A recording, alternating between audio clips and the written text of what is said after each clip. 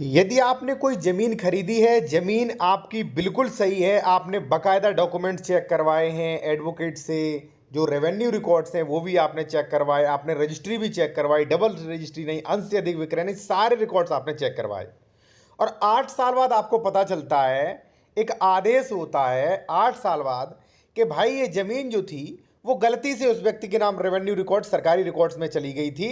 Actually ये ज़मीन जो है वो तालाब की है, ग्राम सभा की ज़मीन है। अब ये ज़मीन फिर से जो है वो ग्राम सभा के नाम दर्ज की जाती है, ग्राम सभा में दर्ज की जाती है। तो यानी कि अब उस ज़मीन में जितने लोगों ने प्लॉट्स खरीदे हैं, जितनी भी ज़मीनें खरीदी हैं, वो सब इलीगल होके एक फैसले में वो सब कुछ इलीगल हो गया, वो ज़मीन सरकार की हो गई। अब वहाँ पे बुलडोजर चलेगा। एक्चुअली ये हो क्यों रहा है और कैसे आप बच सकते हैं? जो आप देख रहे हैं ना कि फलाने घर पे बुलडोजर चला, फलाने में बुलडोजर चला, वो इसी कारणों से हो रहा है। और हो सकता है आपने जो ज़मीन खरीदी हो वो भी इलीगल हो, या आप खरीद चुके हो, कई दिनों से मकान भी बना चुके हो, वो भी इलीगल है, या जो आप खरीद रहे हो वो भी इलीगल हो सकती है।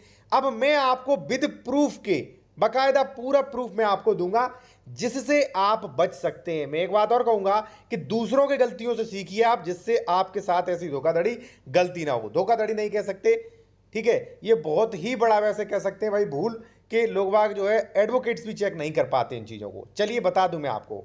देखिए साथियों, एक खतौनी थी, ये लखनऊ की ज़मीन है, ठीक है ना। ये एक व्यक्ति के नाम ज़मीन थी, बकायदा इन्होंने ज़मीन दो लोगों को बेची, फर्स्ट सेकंड।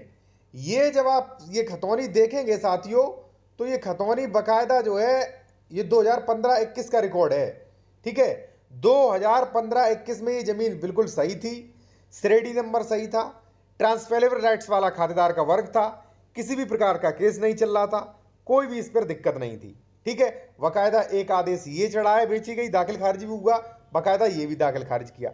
दाखिल खारिज कौन करता है? अधिकारी, रेवेन्यू अधिकारी, रेवेन्यू कोर्ट से बाकायदा दाखिल खारिज भी, यानी कि म्यूटेशन भी हुआ, म्यूटेशन या नामांतर वो भी हुआ, ठीक है भाई। अब इन लोगों ने प्लॉटिंग करना शुरू की और 2014 में, 15 में, 16 में, 17 में काफ़ी प्लॉट्स इसमें बेचे। प्लॉट्स की संख्या होगी लगभग मान लीजिए 28 to 27, ठीक है, इतने प्लॉट्स की संख्या थी 28, 27। अब 27-28 परिवारों ने जमीन खरीदी। गाटा संख्या यहां पे आप देख सकते हैं, एक ही गाटा संख्या है वो, ठीक है, ये ठीक है 837 खरीद ली भाई, ठीक है भाई। आराम से रह रहे थे, कई लोगों के प्लॉट्स पड़े थे, कई लोगों ने मकान मालिक भी मकान बनवा ली थी। बिल्कुल सही जमीन थी, क्योंकि भाई सरकारी रिकॉर्ड्स, ये किसी प्राइवेट रिकॉर्ड थोड़ी नहीं, ये तो सरकारी रिकॉर्ड्स है ना। सरकारी रिकॉर्ड्स बिल्कुल सही बता रहे हैं, ठीक है, कि जमीन इसकी है। उसके बाद साथियों क्या होता है, मैं एक चीज और आपको बता दूं कि भाई कई रजिस्ट्रियां भी हो जाती हैं इसमें, ठीक है। 2014, 15, 16, 17, 18 में कई रजिस्ट्रियां होती हैं, कम से कम 28 या 30 रजिस्ट्री होती हैं, ठीक है। एक चीज साथियों और मैं आपसे कहूंगा, यदि आप कोई कानूनी सलाह लेना चाह रहे हैं या आप उत्तर प्रदेश में कोई जमीन खरीद रहे हैं, उसका डॉक्यूमेंट्स वेरिफिकेशन करवाना चाहते हैं कि जमीन सरकारी तो नहीं है, इस पर कोई विवाद तो नहीं है, डबल रजिस्ट्री तो नहीं, अंश से अधिक विक्रय तो नहीं खतौनी के अनुसार, तो वो भी आप चेक करवा सकते हैं। हमारा कॉन्टैक्ट नंबर वीडियो की डिस्कशन में आपको मिल जाएगा, ठीक है। व्हाट्सएप पर मैसेज करें, कॉल बुक कराने के बाद बात हो जाएगी। देखिए साथियों, मैंने आपको क्या बताया, जमीन बिल्कुल सही थी, बिल्कुल सही चली आ रही थी, 17-18 लोगों ने खरीद लिया, रजिस्ट्री भी करा ली। अब वहां पे कम से कम नहीं तो 7-8 सालों ने रहते भी हो गए, ठीक है ना। अब जैसे मान लीजिए जिसने 14 में खरीदी थी, 2023 में कोई आदेश आया या 2024 में, तो इन्हें तो बहुत सालें हो गई, लगभग 8-10 सालें हो गई, ठीक है। अब एक आदेश आता है, यहां पे देखिए नीचे, सबसे नीचे आदेश नंबर 3, ठीक है। हो सकता है आप लोगों को समझ में ना आ रहा हो, बहुत महीन है इसमें, ठीक है। आप जो है हाई क्वालिटी पे कर सकते हैं, हो सकता है आपको आ जाए, तो मैं पढ़ के भी सुना देता हूं। आदेश न्यायालय श्रीमान उप जिला अधिकारी लखनऊ, ठीक है। यहां पे वादी प्रतिवादी के नाम है। धारा 38 सबसेक्शन 5 2006 6/2/2023 ग्राम का नाम दिया गया है खतौनी, वर्ष 1429-1434 के खाता संख्या दिया है, यानी कि यही खाता संख्या जिसमें रजिस्ट्रियां हुई। गाटा संख्या वही गाटा संख्या, यहां पे आप देख सकते हैं 405 हेक्टेयर। वाद के अंतिम निर्णय तक जो है भूमि जो है वो क्रय विक्रय यानी कि खरीदने बेचने पे रोक लगा दी। रोक किस बेसिस पे लगा दी? क्योंकि जो लेखपाल ने आख्या दे दी, पैनल वकील जो भी सरकारी वकील थे भाई, उन्होंने कह दिया नहीं ये जमीन सरकारी है, ग्राम सभा की जमीन है, ये गलत अंकित हो गई। अब देखिए प्रशासन का लूप होल, देखिए कितना लूप होल है, मैं आपको बता दूं, ठीक है। और देखिए अगर आप कोई कानूनी सलाह लेना चाहते हैं, कई लोग जो है कमेंट्स में क्वेश्चन करते हैं सर अपना नंबर दे दीजिए। भाई हमारा नंबर वीडियो के डिस्क्रिप्शन में है, ठीक है ना, वीडियो के डिस्क्रिप्शन दिया गया है, और डायरेक्ट कॉल मत करिएगा आप, ठीक है। और कोई भी आप कानूनी सलाह लेना चाहते हैं, जमीन के डॉक्यूमेंट्स आप चेक करवाना चाहते हैं, कई लोग जो है प्रॉपर्टी के बारे में नहीं जानते, गलत जमीन प्रॉपर्टी डीलर बेच देते हैं बिना 143, बिना 80 डबल रजिस्ट्री, अंश से अधिक विक्रय, बिना दाखिल खारिज की, तो वो भी आप चेक करवा सकते हैं, ठीक है जी। देखिए साथियों, प्रशासन का इसमें कितना बड़ा लूप होल वो देखिए, मैं आपको अभी तर्क दूंगा कि कैसे ये जमीन सरकारी नहीं हो सकती। देखिए साथियों, पहली बात तो ये जमीन है ट्रांसफरेबल राइट्स वाली है। जब कोई भी जमीन ट्रांसफरेबल राइट्स के लिए आवेदन किया जाता है तो वहां पर 57 खाब की नकल देखी जाती है कि जब भी पट्टा कोई अलॉटमेंट हुआ था तो वहां पे बैठक हुई थी 57 खा की कि नहीं, 57 खा में पट्टा अलॉटमेंट हुआ था कि नहीं, वो देखा जाता है, ठीक है ना। आकार पत्र 41 और 45 देखा जाता है वहां पे कि अधिकारी देखते हैं, तब जाके यहाँ पे संक्रमणी चढ़ाते हैं, ठीक है ना, तब ये प्रक्रिया है, और कई पैसे लेते हैं। भाई वो कैसे संक्रमणी आया, यानी कि अधिकारियों ने गलत तरीके से चढ़ाया, ठीक है।